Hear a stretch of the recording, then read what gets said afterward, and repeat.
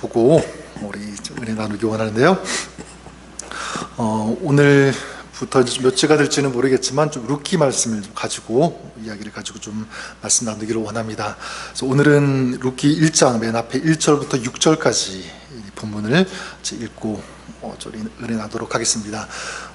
제가 1장 1절을 읽고요, 6절까지만 우리 한 절씩 우리 교독하도록 하겠습니다.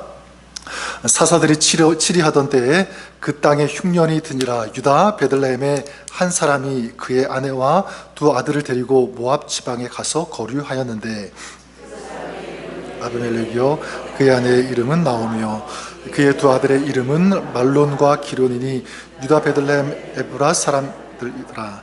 그들이 모압 지방에 들어가서 거기 살더니 나오미의 남편 엘리멜렉이 죽고 나오미와 그의 두 아들이 남았으며, 들은 그들의 아내를 맞이하였는데 하나의 이름은 오르바요 하나의 이름은 루시더라. 그들이 거기에 거주한 지 10년쯤에 말론과 기련 두 사람이 다 죽고 그 여인은 두 아들과 남편의 뒤에 남았더라. 그 여인이 모압 지방에서 여호와께서 자기 백성을 돌아보시사 그들에게 양식을 주셨다 함을 듣고 이에 두 며느리와 함께 일어나 모압 지방에서 돌아오려 하여. 아멘. 하나님 말씀입니다. 어떤 한 여성, 한 여인에 대해서 잠깐 좀 말씀을 드릴까 하는데요. 이 여인은 좀 물려받은 재산도 있고 또 사회적인 어떤 그런 지위도 있는 유명한 어떤 그런 가문에서 태어난 여성입니다. 이 여인이 어떤 남성과 이제 결혼했고요, 두 아들을 두게 되었습니다. 그리고 그 가족들은 이제 가까운 새로 생긴 이제 교회에 출석을 하게 되었죠. 이 가족은 좀 그 나라 경기가 좀 어려워져서 이 나라보다 좀 살기가 더 좋을 것 같은 다른 나라로 이주해서 살기 시작했습니다. 자, 그런데 그 이민 가서 얼마 되지 않아서 남편이 48세의 나이로 사망하게 됩니다. 그리고 이 남편이 전 재산을 투자했던 그런 이 사업이 다 파산이 나고요. 그래서 이 가족이 무일푼이 되고 말았습니다. 이제 두 아들은 이제 다니던 고등학교를 중퇴하게 되었고요. 직장도 다니고 거기다가 밤 늦은 시간까지 막 야간 근무까지 일해야지만 살 수 있는 이제 그런 형편이 되었습니다. 이제 아들들이 제법 커가지고 이제 결혼을 하게 되었는데 다른 민족 여인들하고 결혼하게 된 거예요. 그러니까 이 어머니 입장에서는 조금 힘들었겠죠, 적응하기가. 그런 과정 가운데 어느 날 이 두 형제가 갑자기 몸이 아프다고 또 다 죽어버리고 말았습니다. 그래서 이 과거의 모든 것을 다 가졌다고 생각했던 이 여인에게 이제 아무것도 남지 않는 그런 상황이 되어버리고 말았죠. 여러분, 이야기 제가 말씀을 드렸는데 많이 들어본 이야기 같지 않습니까? 누구 같으세요? 오늘 제가 말씀드린 이 가상의 이야기는 오늘 우리가 읽은 루키 1장 1절에서 5절까지에 나오는 이 여인의 이야기입니다. 나오미죠. 저는 앞으로 한 몇 주 동안 얼마가 될지는 모르겠지만 이 루키를 가지고 좀 말씀을 같이 나누기 원하는데, 자, 이것을 좀 선택한 이유가 있습니다. 두 가지 이유가 있는데, 한 가지는 뭐냐면 이 루시라고 하는 한 여인, 그리고 이 루시 속한 이 가정, 이게 이 배경으로 한 말씀이기 때문에 그래요. 특별히 이 룻은 뭐 특별한 그런 여인, 특별한 가문, 어떤 특별한 위치에서 특별한 일을 한 그런 사람이 아니라 지극히 평범한 그런 사람이고요. 마찬가지 이 가정도 그렇습니다. 자, 그렇기 때문에 룻이 살아가면서 만나는 이 이야기는 우리들의 이야기가 될 수 있겠다. 공통점이 굉장히 많은 것 같아요. 저 그런 의미에서 이 루스기를 택했는데, 우리가 들어야 하는 메시지, 또 우리가 봐야 할 그런 이야기들, 교훈이 이 루키에 많이 담겨 있다고 생각합니다. 그리고 두 번째 이유는 무엇이냐면, 루키가 몰락한 한 가정을 회복시키시는 하나님의 이야기이기 때문에 그래요. 회복 정도가 아니라 몰락해버린 이 가정을 메시아 예수님께서 오시는 통로로 삼으시는 놀라운 역사가 있게 되죠. 하나님께서 그 가정을 그렇게 사용했다는 것입니다. 자, 그런 의미에서 우리들 또 여러분의 가정도 하나님께서 그렇게 사용하실 수 있다. 이런 소망, 이런 희망을 가져보게 됩니다. 자, 그래서 여러분의 삶이 또 여러분의 가정이 이렇게 우리 주님께서 사용하시고 쓰시는 그런 복된 가정, 아름다운 가정이 될 수 있기를 우리 주님의 이름으로 간절히 축원합니다. 오늘 말씀 보면 룻기 1장 1절 이렇게 시작합니다.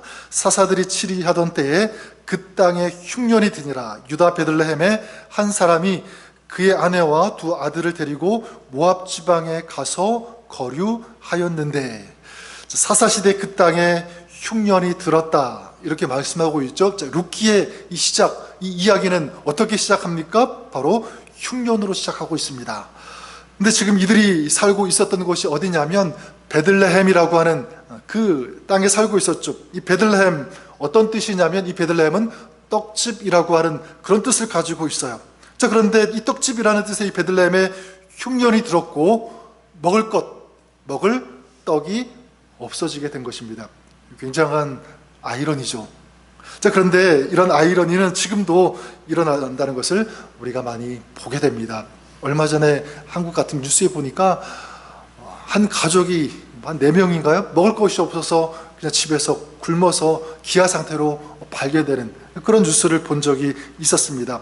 한국은 선진국 아니에요?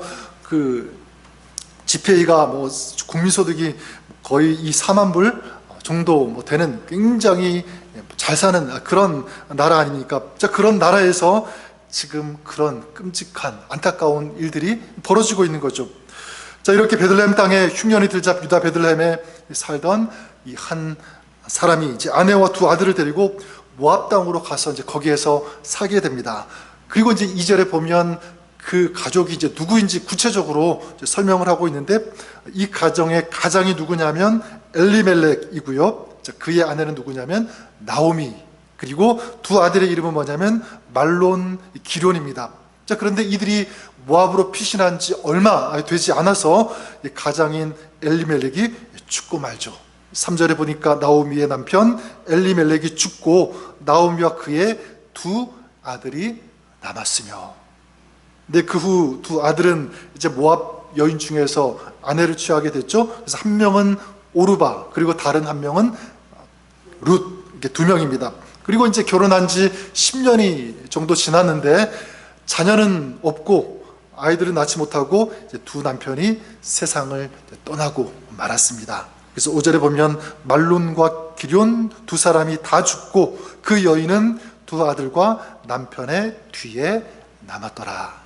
이게 룻기 시작의 이야기예요. 여러분, 1절부터 이 5절까지의 그 이야기를 간단하게 이렇게 설명을 또 소개를 했는데, 여러분 이 1절에서 5절까지를 한마디로 설명하면 뭐라고 말할 수 있을까요? 여러 가지 설명할 수 있겠지만 저는 인생의 흉년, 그리고 가정의 흉년, 처음에 그 흉년이 들었을 때는 그럼에도 불구하고 좀 살만했을 것입니다. 그리고 견딜 수 있었을 거예요. 이 나무의 입장에서 본다면 그래도 가족은 남아있으니까, 살아있으니까 어떻게 해서든지 살 수 있겠다, 그런 생각이 있었을 것입니다. 그런데 남편이 죽고 또 남편이 죽기 무섭게 또 두 아들이 얼마 지나서 또 사망하면서 죽게 되면서, 여러분 이 나오미는 완전히 이제 비어버린, 아무것도 남지 않은 것 같은 그런 인생이 되었습니다. 이 나오미의 그 이름의 뜻이 뭐냐면 기쁨이라고 하는 그런 뜻을 가지고 있는데, 그녀의 그 기쁨이라고 하는 그 이름, 그 인생이 어떻게 되었습니까? 커다란 슬픔으로 바뀌게 되었죠. 자, 그러면 우리가 이 룻기를 보면서 이 가정에게 닥친 이런 비극의 원인이 그러면 무엇일까? 이것을 연구하고 막 해석하는 이제 그런 시도들이 많이 있는데, 보통 이런 원인을 많이 얘기합니다. 그게 뭐냐면 이들이 베들레헴 땅에 그냥 남아 있어야 되는데 그렇지 않고 모압 땅으로 갔기 때문이다. 이런 원인을 많이 얘기합니다. 믿음의 사람이 이 믿음을 바라봐야 되는데 그렇지 않고 육신적인 그것을 바라보면서 그 땅으로 갔다. 그렇기 때문에 이런 비극이 그 가정에 임했다, 이렇게 봅니다. 그 아브라함의 조카 롯도 그랬죠. 보기 좋은 땅, 소돔과 고모라 땅으로 간 것처럼. 그리고 이 모압인들은 우상 숭배하는 그런 땅 아닙니까? 그런 사람들 아닙니까? 그래서 먹을 것이 그 모압 땅에 많이 있다고 할지라도 그 우상의 땅인데 하나님 섬기지 않는 그런 땅인데 어떻게 그런 땅에 갈 수 있는가, 이렇게 생각할 수 있습니다. 하나님의 백성이 그곳으로 가면 안 되는데, 그리고 또 그 땅의 그 여인들하고 또 결혼했잖아요.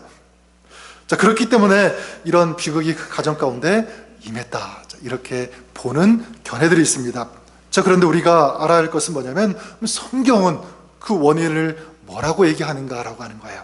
성경은 그 원인이 무엇인가? 여러분, 아무리 찾아보아도 이 가정에 임한 이 비극의 원인이 이것이다, 이것 때문이다라고 말하지 않아요. 성경에 나와 있지 않습니다. 밝히지 않아요. 왜 밝히지 않는 것일까? 전 두 가지 이유 때문에 그렇다고 생각합니다. 첫 번째는 뭐냐면 이것입니다. 여러분, 인간에게 닥치는 이 재난과 비극은 무엇으로도 설명할 수 없기 때문에, 어떤 경우에는 설명할 수 있는 그런 경우도 있지만, 더 많은 경우에는요, 도저히 설명할 수 없는 그런 일들이 일어난다는 것입니다. 오늘 이 말씀에 나오는 이 나오미의 가족도 마찬가지죠. 약속의 땅, 이 축복의 땅이라고 할 수 있는 베들레헴에서 뭐를 만난 거예요? 흉년을 만났잖아요. 누가 생각했겠습니까? 그런 땅에서, 축복의 땅에서 흉년이 들 것을.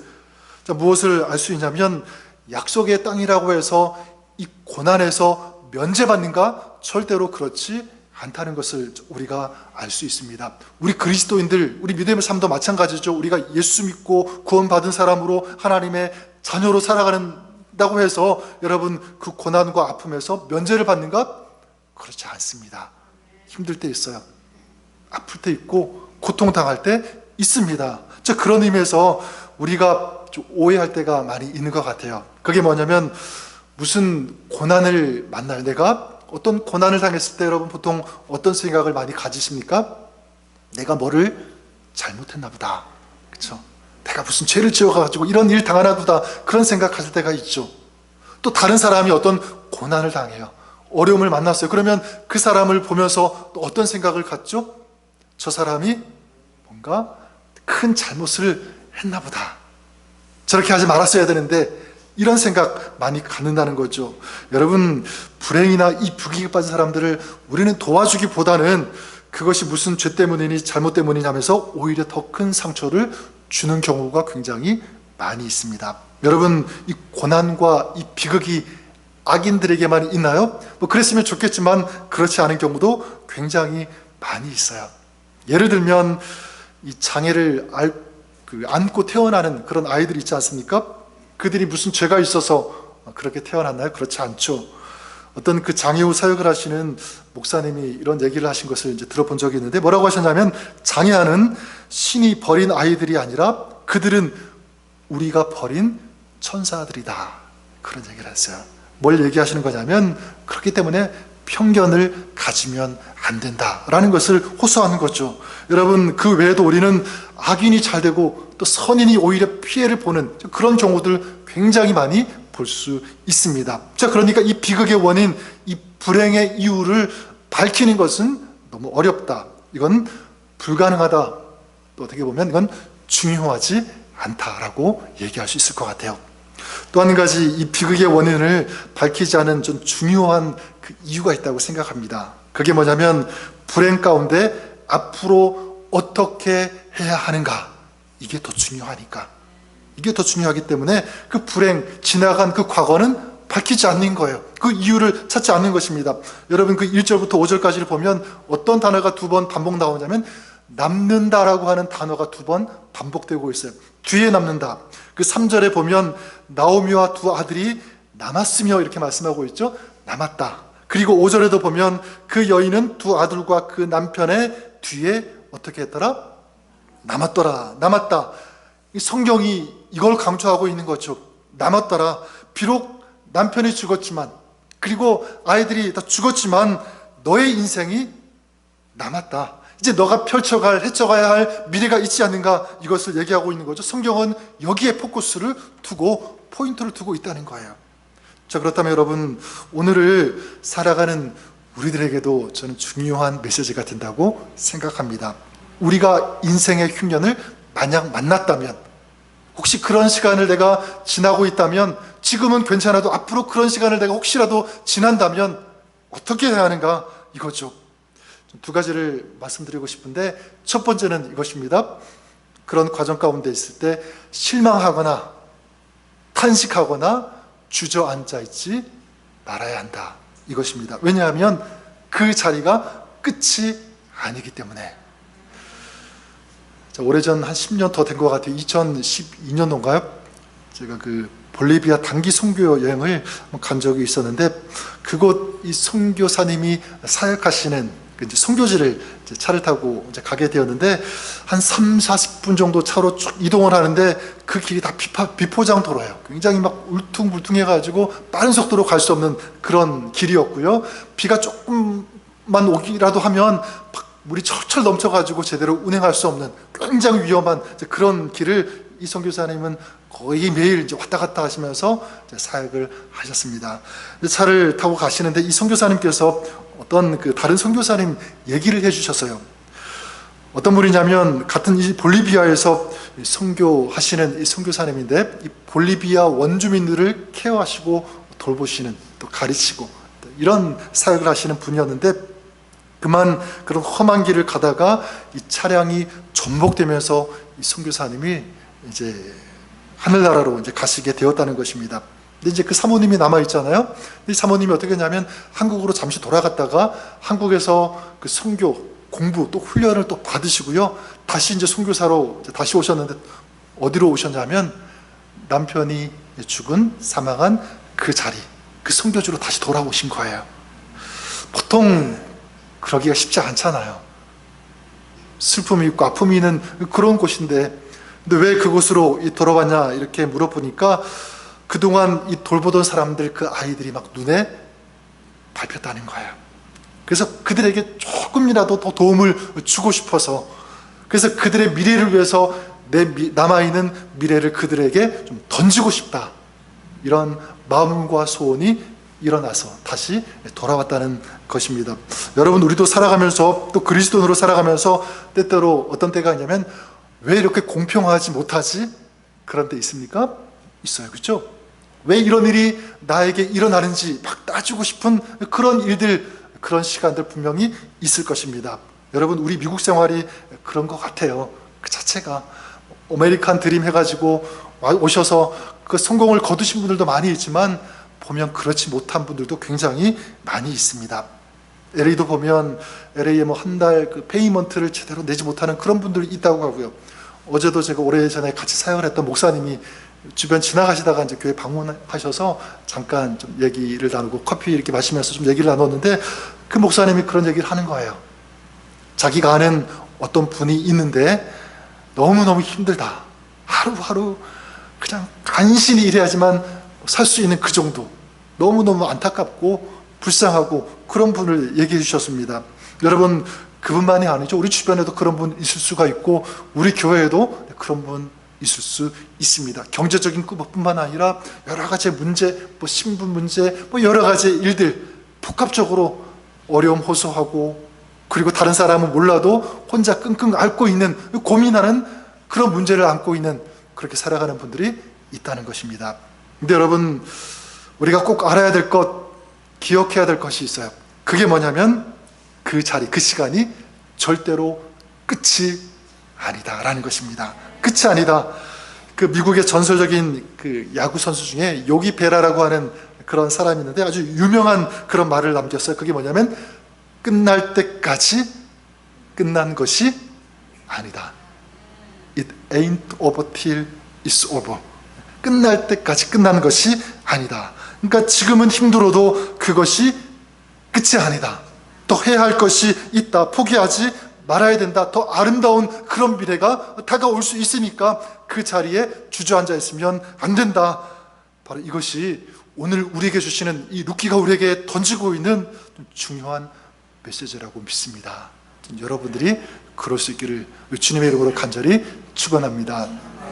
또 한 가지, 둘째로 인생의 흉년이라고 느껴질 때 어떻게 해야 하는가, 좀 중요한 메시지를 오늘 본문이 주고 있다고 생각하는데, 그게 뭐냐면 하나님께로 돌아가야 한다. 바로 이것입니다. 하나님께로 가야 한다.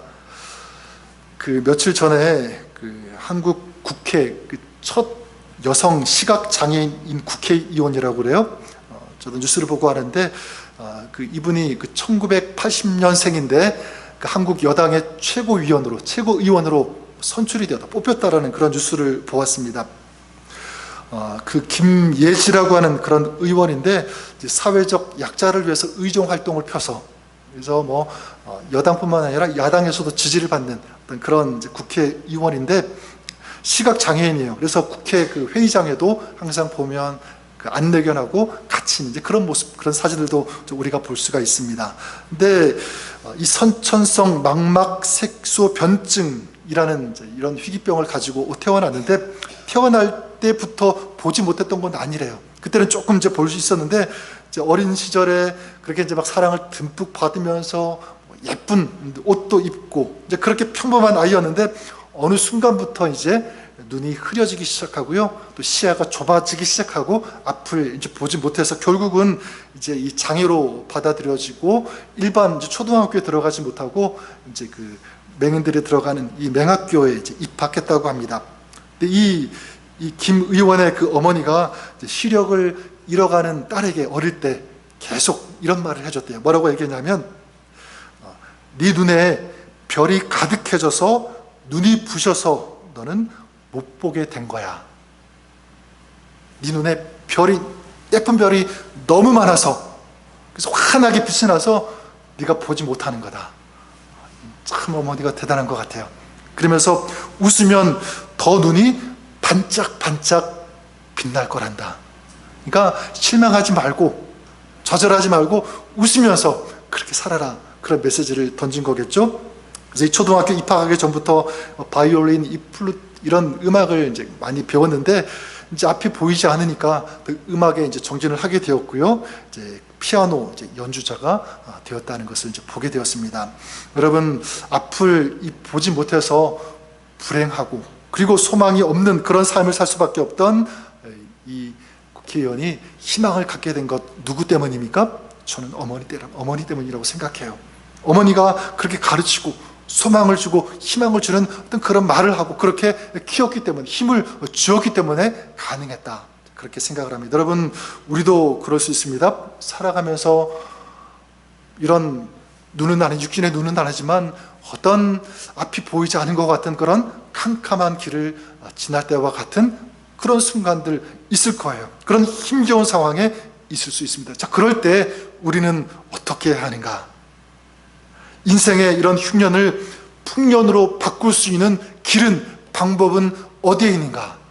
이 국회의원에게 어머니가 있었다면 여러분, 우리에게는 누가 있냐면 저는 하나님이 계시다고 믿습니다. 하나님을 찾아야 된다. 하나님께로 돌아가는 것, 저는 이것이 우리 소망이 되는 줄 믿습니다. 그런 의미에서 한번 6절, 우리 마지막 절 같이 한번 우리 마지막 읽어보았으면 좋겠습니다. 6절을 읽겠습니다. 자, 시작. 그 여인이 모압 지방에서 여호와께서 자기 백성을 돌보시사 그들에게 양식을 주셨다 함을 듣고 이에 두 며느리와 함께 일어나 모압 지방에서 돌아오려 하여. 룻기의 시작, 아름다운 첫 출발점은 전 여기에 있다고 생각해요. 돌아오려 하여. 나오미와 그의 가정에 새로운 이야기가 어디부터 펼쳐지냐면 바로 돌아가려고 할 때 바로 여기부터. 여러분, 룻기뿐만이 아니죠. 이 성경 전체를 보면 다 이 회복의 이야기는 하나님께로 돌아갈 때 시작하는 경우가 굉장히 많이 있어요. 대표적으로 아브라함이 그랬죠. 기근이 왔을 때 그 기근을 피해서 애굽으로 갔지만 거기에서 굉장히 어려움을 당했습니다. 그럴 때 다시 베델로 돌아오게 되잖아요. 하나님 앞에 와서 하나님을 예배하고 하나님을 찾는 그런 인생이 되었을 때 다 회복되어지는 그런 일들이 있었고, 신약에 우리가 잘 아는 이 돌아온 탕자도 마찬가지입니다. 호랑방탕에서 거지가 되었지만 자기 아버지를 기억하고 아버지에게 돌아왔을 때 다 회복되었잖아요. 그렇다면 저는 우리에게도 동일하게 적용이 된다고 믿습니다. 그래서 저는 룻기를 앞으로 계속 볼 텐데, 이 룻기를 우리가 같이 묵상하고 나누면서 저는 저에게 한 가지 이 소원을 가집니다. 그리고 여러분에게 또 도전을 드리고 싶어요. 그게 뭐냐면, 여러분, 이 룻기를 통해서 또 이 말씀을 보면서 무엇이 회복되어야 되는가? 우리 하나님께로 돌아가는 이 마음과 이 믿음이 정말 뜨겁게 좀 회복되기를 바랍니다. 하나님께로 다시 돌아가고 주님을 잊지 않고 그분을 기억하는 것, 특별히 우리 인생의 어떤 캄캄한 그런 길을 지날 때, 지칠 때, 아플 때, 그때 우리의 그 믿음의 발을 주님을 향하여 펼치고 주님을 붙잡는 그런 시간, 그런 앞으로 우리 모든 말씀 나눔이 좀 그랬으면 좋을 것 같아요. 여러분의 마음이 그렇게 회복될 수 있기를 주님의 이름으로 간절히 축원합니다. 그렇게 우리가 주님을 회복하고 주님을 붙잡고 주님 앞에 다시 뜨겁게 돌아가면 그때부터 어떤 역사가 일어나는가? 좀 회복의 아름다운 이 주님의 역사가 있게 되는 줄 믿습니다. 우리의 인생과 우리의 가정과 우리의 모든 것을 이제 주님께서 끌어안고 가시는 그런 이야기들이 저는 펼쳐지게 되고요. 또 하나님께서 하늘로부터 내려주시는 그 하늘의 은혜, 이 회복의 은혜를 우리 가운데, 우리 가정 가운데 우리 하나님께서 부어주실 것을 믿습니다. 이게 바로 룻기예요. 그렇게 이 룻기는 저는 우리의 삶의 이야기가 될 수 있다고 믿습니다. 인생의 흉년이 인생의 풍년으로 바뀌어지는 이 이야기, 이것을 기대하면서 우리 하나님 앞에 나아가는 그런 저와 여러분 우리의 삶이 될 수 있기를 주님의 이름으로 간절히 축원합니다. 기도하겠습니다.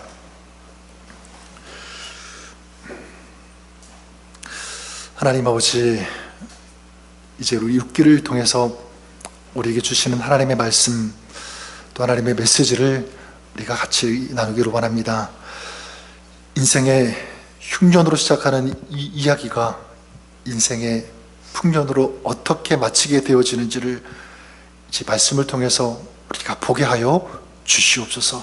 하나님의 손길, 또 하나님의 개입하심, 또 부어주시는 이 하나님의 은혜를 우리가 발견하게 하시고 우리도 그 은혜를 향하여 나아가며 또 주님을 붙잡고 주님을 회복하는 아름다운 이 믿음의 회복이, 또 주님을 사랑하는 이 사랑의 회복이 우리 가운데 뜨겁게 살아나게 하시고 또 다시 회복되게 하여 주시옵소서. 그렇게 역사하실 우리 주님을 찬양하며 감사드리며 예수님 이름으로 기도드립니다. 아멘.